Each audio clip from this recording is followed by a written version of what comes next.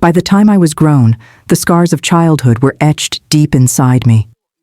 Not all were visible, but they shaped how I thought, how I trusted, how I feared. Yet even in those scars, I carried a lesson. I knew what I never wanted my life to be. When I married, it was not without trembling. In the shadow of my father's cruelty, the word husband carried both hope and dread. I prayed with all my heart that I would not find myself trapped in another prison of anger. And God, in His mercy, answered. My husband was not perfect, but he was gentle where my father had been harsh, steady where my father had been storm. In his presence, I slowly learned what it meant to relax my shoulders, to speak without weighing every word, to breathe without fear of reprisal. I cannot explain the relief of discovering that a man's voice could call you with kindness, not command you with cruelty.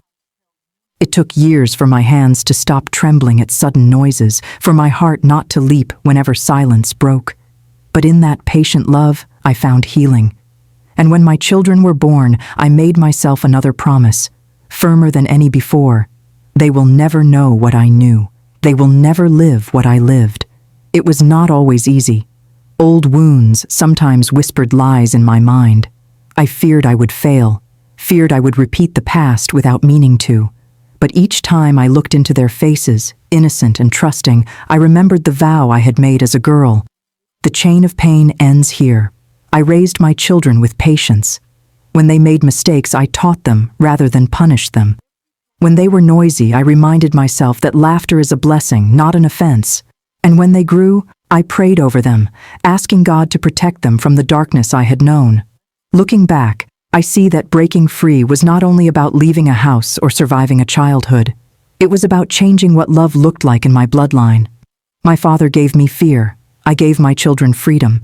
He silenced me. I encouraged my children to speak. He made me tremble. I taught my children to stand tall. That, to me, is what it means to break the chain. Even now, as an old woman, I do not speak of those years to seek pity. I speak of them so that others may know pain can be inherited, but so can strength.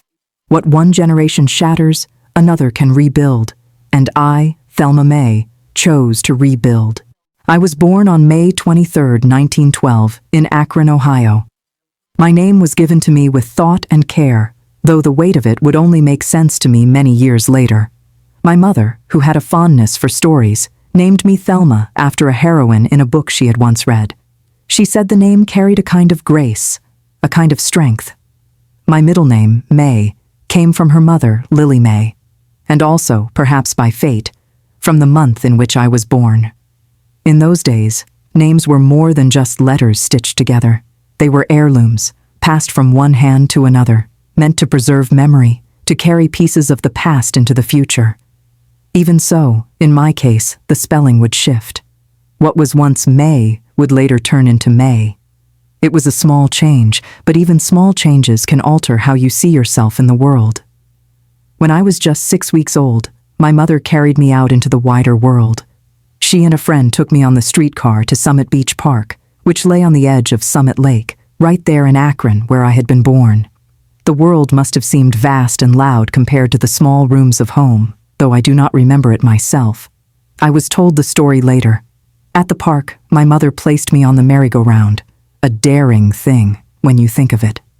I was too young to understand the bright lights or the painted horses that moved up and down with the music. All I had was the motion, the dizzying spin of the world. My brothers, who heard this tale as we grew older, would tease me mercilessly. "That's why she's dizzy," they would laugh. "That merry-go-round made her that way." It was the kind of joke only brothers can make, equal parts annoying and affectionate. Of course, I had no memory of that spinning ride, but I liked to imagine it later. A baby in her mother's arms, the world turning around her in bright colors and cheerful music. Perhaps, in some way, that was the first lesson life gave me, that even when you are small and new, the world does not stop spinning. My earliest memory, the one I can truly claim as mine, came when I was about 2 years old. It was not of toys or laughter, but of something much heavier. I recall walking with my mother in a place of hills. We came to a bridge, and she stopped to show me something. Down below, in the water, were goldfish, large and golden, darting back and forth as we tossed pieces of bread into the pond. I remember watching, fascinated, as they gobbled it up. When the bread was gone, we climbed a steep hill together, my little legs struggling to keep pace. At the top stood a small tree, and there my mother stopped once more. She knelt beside me and pointed. "Your sister is buried here," she said softly. The words meant little to me then, though I felt the weight in her voice. My sister, Arvidia, had died in Akron at just 15 months old. She had been laid to rest here in Zanesville, my mother's hometown. I had no memory of her, but that was the moment I first understood loss, not as an idea, but as a quiet presence standing beside us under a small tree on a hill. Life, even in those early years, was not all grief. At 2.5, I remember standing by a window as rain poured down in torrents outside.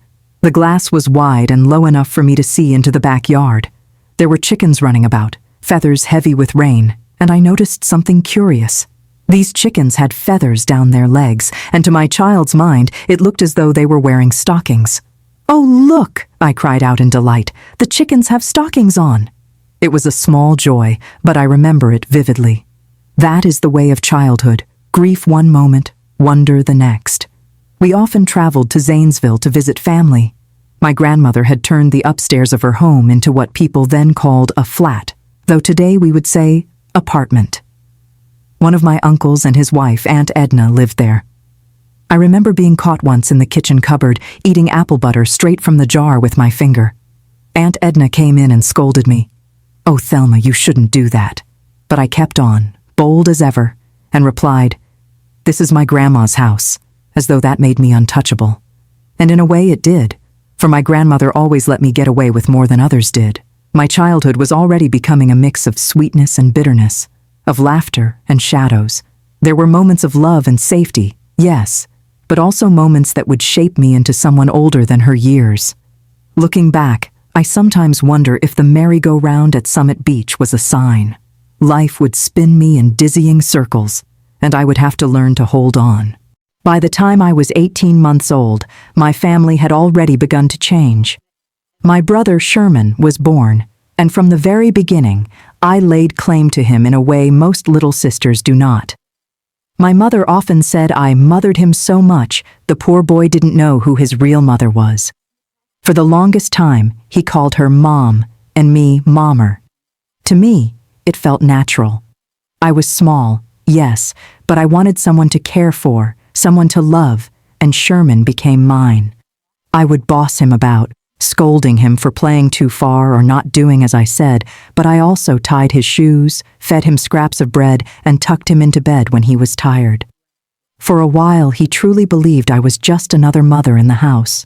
That bond we shared was my first taste of responsibility.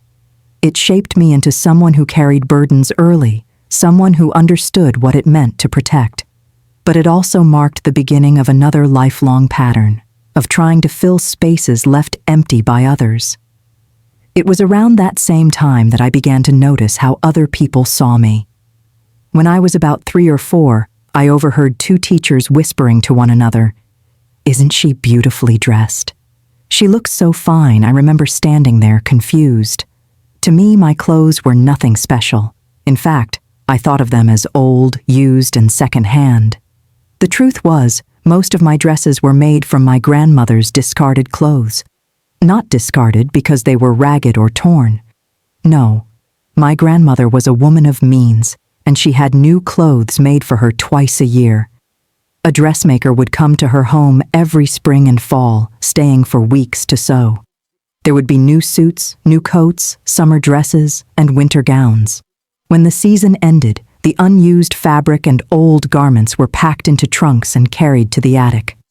My mother, knowing how beautiful the material was, asked my grandmother if she could use it for me. And so, a few times a year, a large package would arrive. Out came the skirts, rich with fabric, ready to be cut down and reshaped into small dresses for me.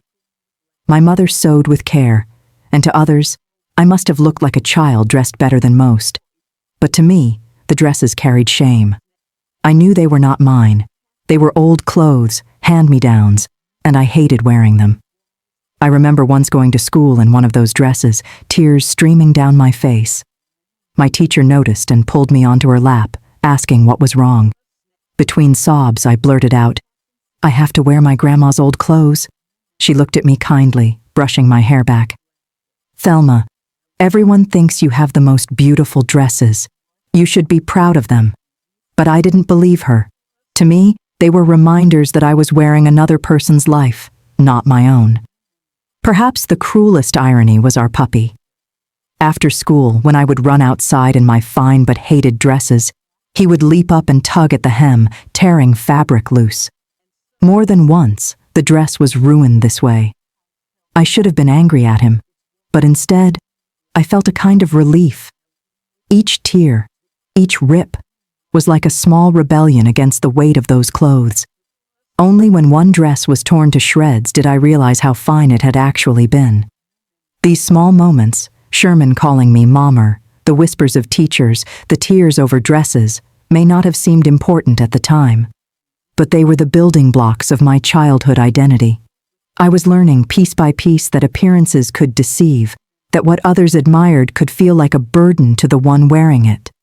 At home, life was shifting quickly. By the time I was 7, there were 4 of us children, I, the only girl. Being the oldest and the only daughter gave me both privilege and weight. My brothers would run and shout, but I was expected to help, to care, to carry myself differently. I was both child and caretaker, proud and ashamed, adored and overlooked. When I think back to those years, I see a girl caught between innocence and responsibility, joy and quiet shame. A girl whose dresses looked beautiful in the eyes of the world, but who secretly longed for something that was truly hers. As the oldest and only daughter, I soon learned that my place in the family was different from that of my brothers. They were allowed to run, to play, to shout and tumble through the fields like boys should. I, on the other hand, was expected to help, to carry, to be still when others were loud, and to be useful when others were carefree. It wasn't that I minded helping. In fact, I often felt proud when my mother trusted me with tasks. Washing, sewing, sweeping, carrying baskets.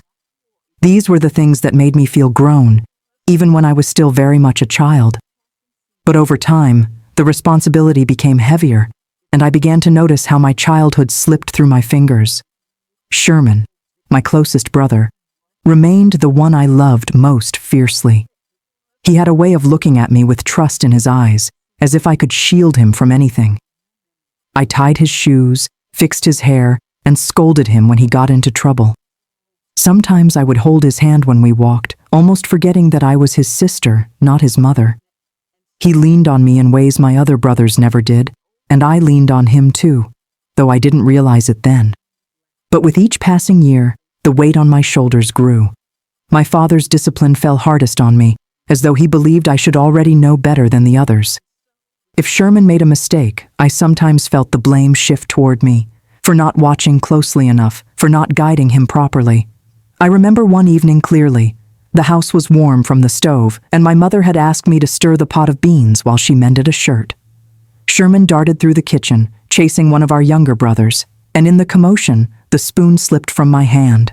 A splash of beans stained the floor just as my father entered the room. His face hardened. "Thelma," he said sharply, "if you can't manage a pot, how will you manage a family one day?" The shame of that moment burned hot in my chest. I was barely more than a child, and already the expectation was not only to carry my share, but to prepare for a future of carrying more. Mother tried to shield me in her quiet way. "She's still young," she whispered once when father scolded me too harshly. But even she could not change the way things were. In our house, roles were fixed. My brothers could be boys, but I was being trained to be a woman long before my time. At school, the contrast was sharp. I could laugh with other children, play games in the yard, and for a little while forget the weight of home. But even then, I often held myself apart, more serious than others my age. Teachers would tell me I was mature, responsible, such a little lady. They meant it as praise, but to me it felt like another reminder that I was not allowed to simply be a child. Still, there was pride in being relied upon. When Mother looked at me after a long day, gratitude softening her tired face, I felt a quiet strength stir inside me. Though I longed to run wild with the others, I knew I was needed. And so I learned my place. Not the carefree path of my brothers, but the steadier, heavier road of duty. It was a place that would shape the rest of my life, teaching me to endure, to carry, to give, even when I longed to be carried myself. By the time I was 7, our family had grown to 4 children, 3 boys and myself, the only girl. That meant I was the oldest, the helper, the second mother in the house, even though I was still so young. Life seemed to change quickly during those years. We moved from the small, modest home of my earliest memories into larger houses, ones with more rooms and conveniences. I still remember the thrill of electricity flickering on for the first time, the sharp click of the switch, the glowing bulb overhead. For a moment, it felt like magic, a kind of light that turned night into day. But shadows lingered in our home despite the bright bulbs. My father was a strict man, and as I grew older, I began to see his temper more clearly. He had been raised in a time when discipline was harsh and unquestioned, and he carried that tradition into our home. If we disobeyed or made mistakes, punishment was quick and often severe. I can still see him sitting at the head of the table, his presence alone enough to silence us. We ate with straight backs, careful not to spill a drop, for fear of angering him. His word was final, and his mood set the tone for the entire household. My mother, gentle as she was, seemed always caught between love for her children and duty to her husband. She was soft-spoken, with tender hands that soothed us when Father's punishments became too much. Many nights, she would slip into my room after the house had gone quiet, brushing my hair back and whispering, "It's all right, Thelma. Tomorrow will be better." And yet, beneath her kindness was a kind of resignation. She knew what her role was, just as I was beginning to learn mine. The house itself became a strange mix of light and dark. There were new comforts, warm beds, bright lamps, a proper kitchen. But there was also a heaviness that clung to the walls. I began to sense that safety and love were fragile things, easily overshadowed by anger or silence. One memory stands out clear as glass. I had worked hard helping my mother with chores, feeling proud of myself. I set the table perfectly, folding the napkins just so. When my father came in, I looked up at him, hoping for a word of praise. Instead, his eyes narrowed at a spoon slightly out of place. His hand came down on the table with such force that the dishes rattled. "Do it right," he barked. I fixed it quickly, my face burning, but the sting wasn't from his words. It was from the absence of kindness. I realized then that no matter how hard I tried, approval would be rare, and love from him even rarer. Still, there were lighter moments, often with my brothers. Sherman, always close to me, followed me everywhere. The younger two, full of energy, often pulled me into their games, laughter echoing through the halls. With them, I could let go of the weight I carried as second mother and just be a sister. But even in those moments of joy, I felt a shadow growing inside me. A sense that childhood was slipping away too quickly, replaced by duties and fears I had not chosen. Electric lights filled the rooms, but the corners always seemed dark. That was the house of my youth, bright in appearance, shadowed in truth. Childhood is supposed to be a season of play, of scraped knees and giggles echoing through fields. For me, it was a season of lessons in silence, obedience, and responsibility. By the time most girls were still playing with dolls, I was already learning to mend socks, stir pots, and watch over 3 little brothers as though they were my own. It wasn't that I didn't laugh, I did. There were afternoons when Sherman and I would chase fireflies in the summer dusk, or when I'd skip rope with the neighbor girls until my legs gave out. But beneath every laugh, I carried an awareness that I mustn't let go too much. Someone had to be serious. Someone had to hold things together. And that someone was me. The discipline of my father cut especially deep during those years. He did not believe in sparing the rod, nor in soft words when hard ones would do. When his temper rose, it rose like a storm, sudden, sharp, and unavoidable. My mother, gentle as a dove, did what she could to soften the blows of his anger, but her voice was small against his. I began to understand love through them, though it was a confusing education. From my mother, I learned that love meant patience, sacrifice, and quiet endurance.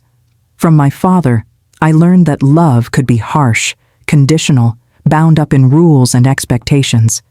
It left me wondering, even as a child, which was real? Was love supposed to comfort or to correct? One evening, when I was about 10, stands clear in my mind. My father had come home weary and cross, his shoulders heavy with the burdens of work. At supper, one of my younger brothers spilled his cup of milk. I reached across the table quickly, dabbing at it with my apron, trying to prevent what I knew was coming. But father's voice cracked like a whip. "You children must learn to be careful. There's no room for waste in this house." My brother's lip trembled, his small body shrinking under father's glare. I wanted to speak, to defend him, to say he hadn't meant it. But I stayed silent. Speaking up would only draw the anger toward me, and perhaps toward him again. So I bit my tongue, cleaned the spill, and swallowed the knot of unfairness in my throat. That was the cost of growing up too soon, learning when to hold back, when to carry pain quietly, when to let responsibility outweigh innocence. And yet, there were moments of warmth that lit the darkness. Mother's soft hand smoothing my hair at night, her whispered prayers as she tucked the quilt around me. Sherman's small hand slipped into mine when he was afraid. The laughter of my brothers when we raced down the lane, forgetting for a breathless moment the weight of duty. Looking back now, I realize those flickers of light kept me steady. They gave me a reason to keep shouldering what I carried. But the truth is, I missed something I can never recover: the wildness of being young and free. By the time I entered my teenage years, I was no longer a child. I had become, in spirit if not in age, what life demanded of me: a caretaker, a helper, a young woman shaped by both love and shadow. By the time I reached 12, the world outside our little house began to pull at me. School became more than lessons scratched on a chalkboard. It was a window into lives I never knew existed. Sitting at my wooden desk, I listened to other girls chatter about visits to the candy shop, Sunday picnics, and fathers who took them fishing or pushed them on swings. Their stories seemed like fragments from another planet, glittering with a kind of ease I couldn't quite understand. I learned early not to let envy show on my face. Instead, I tucked it deep inside, where only I could feel it. But every story left me with the same quiet question: why not me? School was also where I discovered a gift I hadn't known I carried. Teachers trusted me with responsibilities, helping younger children with their reading, collecting papers, even standing in front of the class to recite when others were too shy. I relished those moments, not because I wanted attention, but because they reminded me that I had worth beyond the walls of my father's anger. There was one particular day I'll never forget. Our teacher had fallen ill, and the principal asked if I might keep the second graders busy until a substitute could arrive. I was barely 13, my hands shaking as I stood before rows of restless children. But as I began to read aloud, something shifted. Their eyes settled, their voices quieted, and for 2 hours I guided them through their lessons as though I had always belonged there. When the principal returned, he smiled broadly and said, "You've got a teacher's voice, Thelma. Don't ever lose it." It was the first time someone outside my family had told me I was good at something. The words clung to me like a secret talisman, one I could hold against the darker days at home. Yet stepping back into our house after school was always a jolt. The warmth of recognition I received at school vanished into the cold, sharp air of father's moods. Sometimes I longed to linger in the streets after class, just to stretch out the freedom a little longer. But rules in our home were ironclad. We were to come straight back, no dawdling, no detours. I envied the other children who could linger by the bakery, who carried penny candy in their pockets. Church, too, became a place of refuge. On Sundays, when the hymns rose high and the preacher's voice filled the air, I felt something break open inside me. The words of faith stirred a small hope, that there was more to life than pain and fear, that maybe even a girl like me had a place in God's story. Still, the world beyond our home was not entirely gentle. Some neighbors whispered about our family, about father's temper, about the sharp cries that sometimes pierced the night. I felt their eyes on us when we walked by, their pity wrapped in silence. But if anyone had asked me then, I would have smiled and said nothing. Secrets, after all, were the price of survival. And so, as I grew into my teenage years, I lived between two worlds, one where I glimpsed possibility, kindness, and the faint shimmer of a different kind of life, and another where shadows tightened their grip, reminding me that escape was not so simple. The older I grew, the more unbearable life under Father's roof became. His anger seemed to sharpen with each passing year, like a blade honed on a stone. By the time I was 14, I no longer knew what it felt like to move through a day without the tension of waiting for his voice to erupt, for his hand to strike.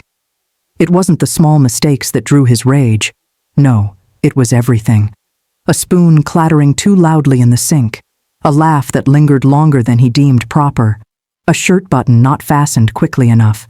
His fury was never measured, never fair. It was wild, a storm that could swallow the whole house. One day stands frozen in my memory, etched so deeply I can still hear the echoes. It began like any other morning, the boys rushing about, mother at the stove, father complaining of a headache.